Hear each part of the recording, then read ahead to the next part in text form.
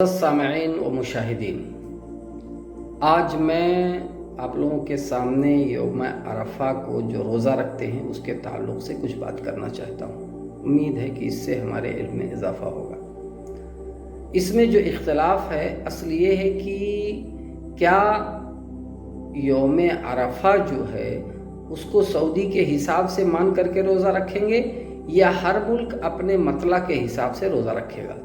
तो इसमें दो मशहूर कौल हैं। एक कौल ये है कि सऊदी के मतला के हिसाब से वहाँ जब हाजी लोग वक़ूफ़ करते हैं उस हिसाब से जो है रोज़ा रखा जाएगा। और इन लोगों की दलील है अल हज्ज अरफा।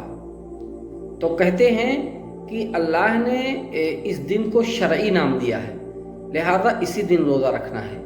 और इसी दिन हाजी लोग वहाँ जमा होते हैं, वहाँ मुत्तहिद होते हैं, एकजा होते हैं, लिहाजा इसी दिन रोज़ा रखना है और मतला के हिसाब से रोज़ा नहीं रखना है। जबकि दूसरा कौल जो जमहूर उलमा का है, चाहे वो उलमाए मुआसिर हों या फ़ुक़हा मुतक़द्दिमीन हों या इसी तरीक़े से इब्न बाज़, मोहम्मद बिन सालेह उसैमीन और अलबानी वगैरह, सब लोगों का यही कौल है कि हर आदमी अपने मुल्क के मतला के हिसाब से रोज़ा रखेगा।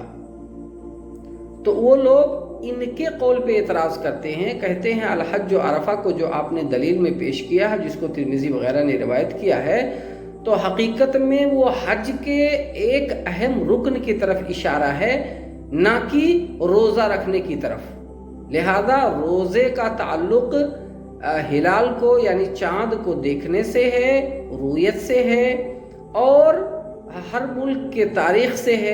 हर मुल्क में चाँद एक ही बार दिखाई नहीं देता, ये तो सारे लोग जानते हैं। लिहाजा एक पाकिस्तानी को या एक हिंदुस्तानी को सऊदी के रूयत में ला करके खड़ा कर देना, मिला देना, ये तमाम लोगों के यहाँ दुरुस्त नहीं है, इस पर इजमा है। लिहाजा ये आप लोगों का जो इस्तिदलाल है ये बातिल है, सही नहीं है। अच्छा, ये जो दूसरा कौल है, इन लोगों के पास भी दलील है और कवी दलील है।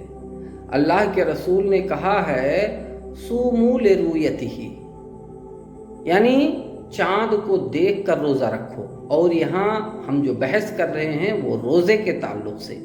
लिहाजा आप लोगों को मालूम है कि हर मुल्क में रूयत अलग अलग होती है, मतला अलग अलग होता है। इस वजह से चाँद मुख्तलिफ़ औक़ात में नज़र आता है। किसी के यहाँ हफ्ते को, किसी के यहाँ जुमा को, किसी के यहाँ इतवार को, तो किसी के यहाँ बुधवार को। अगर हर एक के मुल्क के मतला के हिसाब से जो है चाँद को देखा जाता है, लिहाजा उसी हिसाब से दिनों को गिन करके, तारीख़ मुतय्यन करके, जिस दिन 9 ज़िलहिज्जा हो उसी दिन रोज़ा रखेंगे, जिस तरीक़े से कि रमज़ान के महीने में रोज़ा रखते हैं। लिहाजा मालूम ये हुआ कि इन लोगों की दलील जो मौजू हमारा है, जिस पर हम बहस कर रहे हैं, उसी के अंदर है। और इसी तरीक़े से एक और मुस्लिम की हदीस है, जिसमें कुछ लोगों ने शाम में जो है चाँद देखा था और मदीने में चाँद नहीं नज़र आया था, हफ्ते के दिन चाँद नज़र आया था। तो हज़रत अब्दुल्ला इब्न अब्बास ने कहा कि हम अपने रूयत का एतबार करेंगे, किसी दूसरे के रूयत का एतबार नहीं करेंगे, क्योंकि वो दूसरा मुल्क है। लिहाजा हमको अल्लाह के रसूल ने इसी तरह से हुक्म दिया है, तो हम इसी तरह से अमल करेंगे। ये हदीस भी मौजू जो हमारा मौजू है सौम का, रोज़े का, उसी से मुतालिक है। लिहाजा हम इसको मानेंगे। और इसी को मुख्तलिफ़ जगहों के उलमा ने, तकरीबन अक्सर उलमा ने, अगलब उलमा ने, चाहे वो सऊदिया के हों, चाहे वो दूसरी जगहों के, दूसरे ममालिक को हों, सब लोगों ने इसी कौल को राजिह करार दिया है कि हम यौम अरफा जो सऊदिया में होता है उसके एतबार से रोज़ा नहीं रखेंगे, बल्कि अपने यहाँ के मतला के हिसाब से रोज़ा रखेंगे। अगर ऐसा न हुआ तो हमें ईद के दिन को यानी ईद उल अज़हा के दिन को भी बदलना पड़ेगा और इससे बहुत सारी ख़राबियाँ लाजिम आएंगी। لہذا جس قول کو علامہ البانی نے، ابن باز نے، محمد بن صالح العثیمین نے اور مختلف معاصر علماء نے راجح قرار دیا ہے، وہی قول ہمارے اعتبار سے راجح ہے، کیونکہ وہ بہت بڑے علماء ہیں، ان لوگوں نے جو راجح کیا ہے۔